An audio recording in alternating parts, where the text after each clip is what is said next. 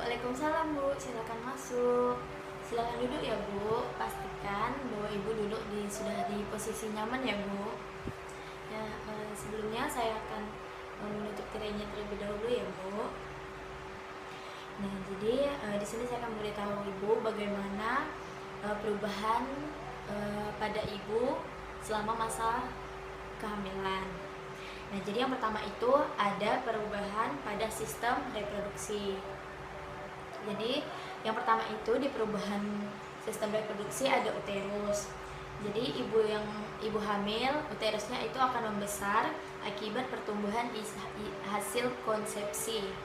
Bu. Nah, selanjutnya ada perubahan vulva atau vagina. Nah, pada ibu hamil, vagina terjadi hipervaskularisasi yang warnanya itu berubah menjadi merah atau keunguan ataupun kebiruan seperti itu. Nah, biasanya tanda ini disebut dengan cervix. Nah, selanjutnya itu ada perubahan ovarium. Sejak kehamilan pada minggu ke-16, ibu akan mendapatkan perubahan dari fungsi diambil alihnya oleh plasenta, terutama fungsi reproduksi dari hormon progesteron dan hormon estrogen. Nah, jadi selama kehamilan itu ovarium akan beristirahat sehingga tidak akan terjadinya menstruasi. Seperti itu ya Bu. Nah, selanjutnya itu ada perubahan pada payudara. Pada ibu hamil akan terdapat hormon estrogen, maka dapat memicu pembengkakan diskus. Nah, jadi air susu pada ibu hamil itu akan mengalami peningkatan. Sedangkan hormon progesteron akan menambah sel-sel asinus pada payudara. Seperti itu, Bu. Nah, jadi pada ibu hamil payudaranya itu akan terasa tegang dan membengkak seperti itu, dan di bagian areolanya itu akan menghitam dan puting susu akan mengeras seperti itu. Nah, selanjutnya itu ada perubahan pada sistem endokrin. Jadi yang pertama itu ada hormon progesteron. Pada awal kehamilan, hormon progesteron dihasilkan oleh corpus luteum dan setelah itu secara bertahap dihasilkan oleh plasenta. Nah, jadi produksi ini maksimum itu diproduksi sekitaran 250 mg per hari. Nah, jadi aktivitas progesteron itu bisa diperkirakan seperti menurunnya tonus otot polos seperti itu, Bu. Nah, jadi dapat mengakibatkan mobilitas lambung terhambat, nah, sehingga terjadi mual seperti muntah, mual di pagi hari atau biasa kita sebut dengan morning sickness. Nah, terus untuk tonus otot itu akan mengalami penurunan sehingga dapat mengakibatkan aktivitas kita itu menurun seperti itu, Bu. Nah, selanjutnya yang kedua itu ada menurunkan tonus vaskuler, yaitu menyebabkan tekanan diastolik menurun sehingga terjadi fantasi vena seperti itu, Bu. Jadi ini tuh dapat mengakibatkan suhu ibu hamil itu turun. Nah, terus dapat meningkatkan cadangan lemak pada tubuh ibu hamil. Nah, terus ini dapat mengakibatkan pembengkakan payudara pada ibu hamil juga, Bu. Seperti itu. Nah, selanjutnya itu ada hormon estrogen. Jadi pada awal kehamilan sumber utama estrogen itu adalah ovarium atau sel telurnya ya, Bu. Nah, selanjutnya akan dihasilkan oleh plasenta dan kadar meningkat beratus kali lipat dari hormon sebelumnya.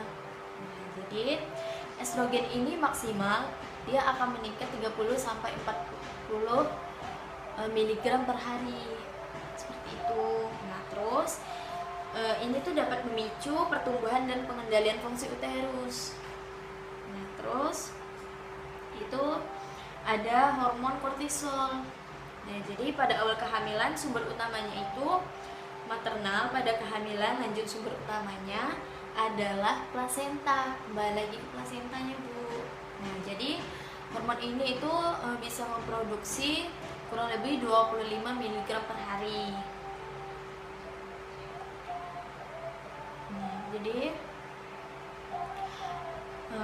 kortisol ini secara stimulasi merangsang peningkatan produksi insulin dan meningkatkan respirasi reper ibu pada ibu hamil. Nah, selanjutnya itu ada human cholinesterol atau sering disebut dengan HCG, hormon HCG ya, Bu. Jadi hormon HCG ini diproduksi selama kehamilan, selama masa kehamilan. Pada ibu hamil, hormon ini diproduksi oleh trombosis dan selanjutnya akan dihasilkan oleh kembali lagi ke plasentanya, seperti itu. Jadi hormon HCG ini dapat untuk mendeteksi kehamilan dengan darah pada ibu hamil itu pada hari ke-11 setelah pembuahan, seperti itu. Nah, terus kandungan HCG pada ibu hamil mengalami puncaknya itu pada 8 sampai 11 minggu kehamilan, seperti itu, Bu. Nah, selanjutnya itu ada human placenta lactogen atau sering disebut dengan HPL. Nah, jadi hormon ini akan meningkat seiring dengan pertumbuhan plasenta selama kehamilan. Hormon ini merupakan efek lektogenik dan antagonis insulin. HPL ini bersifat diagnostik sehingga menyebabkan kebutuhan insulin pada wanita hamil itu mengalami peningkatan, seperti itu. Nah, selanjutnya ada hormon relaksin yang hormon ini dihasilkan oleh corpus luteum. Hormon ini dapat kita deteksi selama masa kehamilan. Nah, kadar tertinggi dicapai dari trimester pertama pada kehamilan. Nah, jadi fisiologisnya itu belum jelas. Nah, tapi diduga hormon ini sangat berperan penting dalam maturasi serviks. Nah, selanjutnya itu ada hormon hipofisis. Nah, hormon ini terjadi penekanan kadar FSH dan LH maternal selama kehamilan. Namun, kadar prolaktin meningkat dan berfungsi untuk menghasilkan kolostrum. Nah, jadi pada ibu yang menyusui setelah dia melahirkan, prolaktin dapat dihasilkan dengan rangsangan pada puting saat bayi menyusui. Dan puting susu ibu itu akan menghasilkan hormon dan memproduksi ASI, seperti itu. Nah, yang selanjutnya ini ada perubahan pada kekebalan. Nah, jadi pada ibu hamil perubahan pH di vagina, sekresi vagina berubah, yaitu lebih asam. Nah, jadi asam menjadi lebih bersifat basah sehingga pada ibu hamil lebih rentan terkena infeksi saluran kemih pada vagina. Jadi mulai pada kehamilan 8 minggu sudah terlihat beberapa gejala terjadinya kekebalan dengan adanya limfosit. Nah, semakin bertambah usia kehamilan, maka jumlah limfosit semakin meningkat. Nah, jadi semakin tua umur kehamilannya, maka limfositnya itu akan semakin meningkat. Nah, jadi sel-sel limfoid yang berfungsi untuk membentuk molekul hemoglobinnya itu dibentuknya antara lain dengan gamma hemoglobin, seperti itu. Selanjutnya itu ada perubahan sistem pernapasan.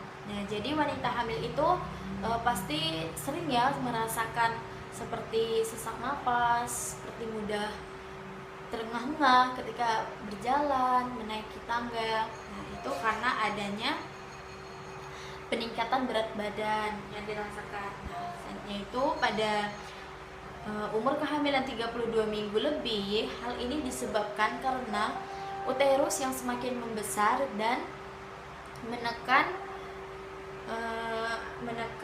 usus dan mendorong ke atas yang menyebabkan diafragma itu meningkat 4 kali lipat.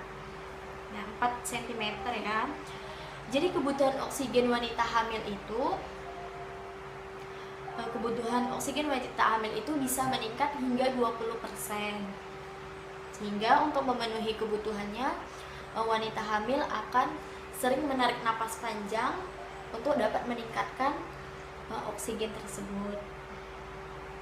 Nah, biasanya peningkatan vaskularisasi itu dapat juga mengakibatkan membran Tiffany bengkak sehingga menimbulkan gangguan pendengaran atau nyeri dengan rasa punggung dan di telinga, seperti itu. Nah, selanjutnya itu ada perubahan pada sistem perkemihan. Jadi hormon estrogen dan progesteron dapat menyebabkan ureter membesar, uterus itu membesar. Nah, jadi saluran kemih itu akan terturun dan tertekan oleh uterus. Makanya ibu hamil itu lebih sering kencing dibanding wanita yang belum hamil atau yang tidak hamil, karena adanya penekanan dinding saluran kemih itu tertekan oleh pembesaran uterus yang terjadi pada trimester 1 dan trimester 3. Nah, jadi karena sering sekali ibu hamil itu mengalami sering kencing, sering berkemih, itu sangat dianjurkan untuk ibu hamil itu sering mengganti pakaian dalam agar tidak lembab dan tidak mengurangi infeksi pada saluran kemih. Nah, selanjutnya itu ada perubahan pada sistem pencernaan. Estrogen dan HGC meningkat dengan efek samping mual muntah. Biasanya jika ini terjadi di pagi hari, sering kita sebut juga dengan morning sickness.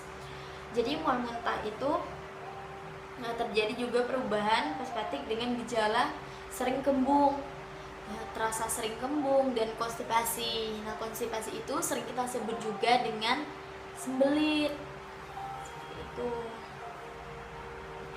Nah, jadi pada keadaan patologi tertentu dapat terjadi mual muntah itu lebih dari 10 kali sehari. Nah, itu diakibatkan karena ada perubahannya sistem pencernaan.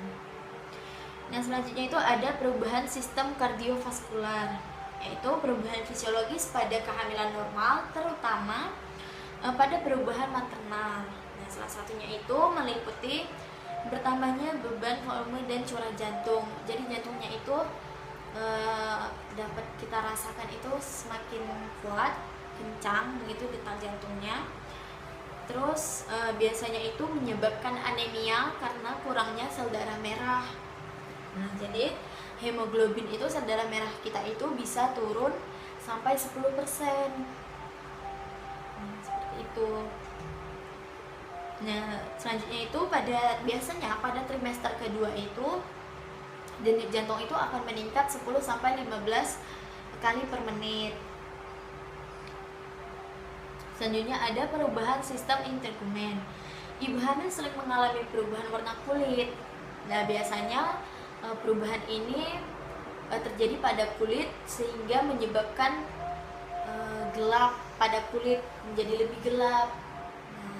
Biasanya perubahan ini itu terjadi pada muka, lipatan paha, lengan, terus perut, dan bisa terjadi di payudara juga ya Bu.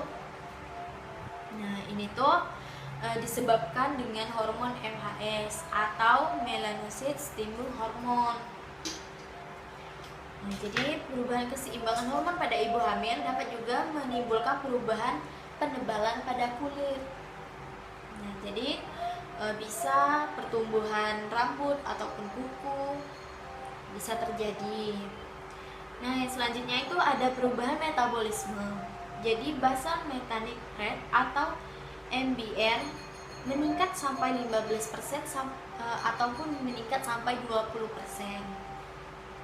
Ini itu akan terjadi pada akhir kehamilan seperti trimester 3 ya. Seperti itu. Nah, jadi selanjutnya itu ada perubahan sistem muskuloskeletal. Nah, jadi perubahan tubuh ibu hamil itu secara bertahap akan menyesuaikan penambahan berat badan ibu hamil dan semakin membesarnya janin. Nah, jadi semakin membesar janin, maka postur tubuh ibu itu akan mengalami perubahan seperti itu. Jadi postur ibu hamil hiperglosis itu menyebabkan rasa cepat lelah, sakit punggung ketika dia ingin duduk itu dia akan merasakan nyeri punggung seperti itu. Nah, jadi peningkatan hormon seks tiroid yang bersirkulasi mengakibatkan terjadinya jaringan ikat dan jaringan kolagen, mengalami pelunakan dan ekstaminasi berlebihan sehingga mobilitas sendi panggul mengalami peningkatan dan rekreasi. Nah, selanjutnya itu ada perubahan darah dan pembekuan darah. Volume darah pada ibu hamil meningkat sekitar 1.500 ml, terdiri dari 1.000 ml plasma darah dan sekitar 450 ml sel darah merah. Nah, jadi peningkatan volume terjadi sekitar ke minggu ke-10 sampai ke-12 masa kehamilan. Nah, jadi peningkatan darah ini sangat berpengaruh bagi pertumbuhan. Selanjutnya itu ada perubahan berat badan dan IMT. Nah, jadi ibu hamil itu diharapkan berat badannya itu bertambah semakin dari bulan ke bulan itu diharapkan berat badan ibu akan semakin bertambah. Namun demikian seringkali di trimester 1 berat badan ibu hamil tetap dan bahkan justru turun disebabkan biasanya itu kan nafsu makan yang berkurang, rasa mual, muntah di pagi hari sehingga dapat mengalami penurunan berat badan.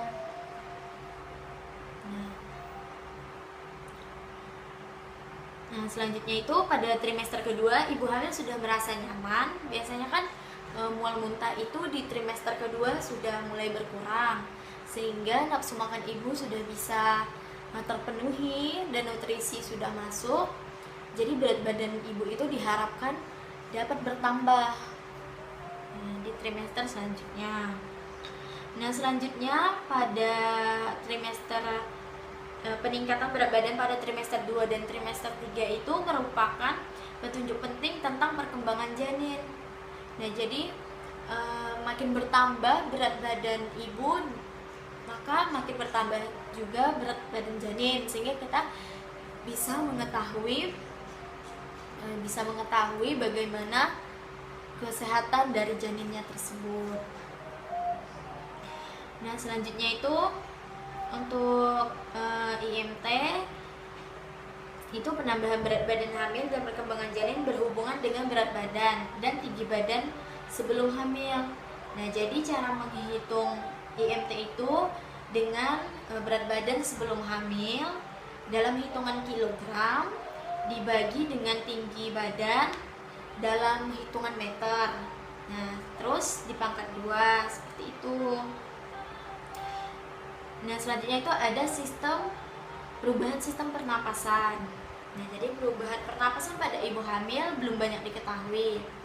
Nah, jadi terjadi perubahan sensorik tungkai bawah disebabkan oleh kompresi saraf panggul dan simplisis vaskular akibat pembesaran uterus. Nah, jadi posisi ibu hamil itu sangat berpengaruh akibat pembesaran uterus terjadi tarikan saraf atau kompresi. Edema atau pembengkakan dapat melibatkan saraf perifer. Terus posisi ibu yang membungkuk dapat menyebabkan terjadinya penarikan pada segmen. Nah, atau rasa baal atau gatal di bagian tangan. Nah, selanjutnya itu ini paling sering terjadi ya, Bu. Ibu hamil itu sering mengeluh karena kram otot. Nah, jadi hal ini itu disebabkan suatu keadaan hiperkemia. Itu. Nah, jadi untuk nyeri kepala pada ibu hamil itu dapat disebabkan karena ketidakstabilan hipertensi postural dan hiperketemia. Nah,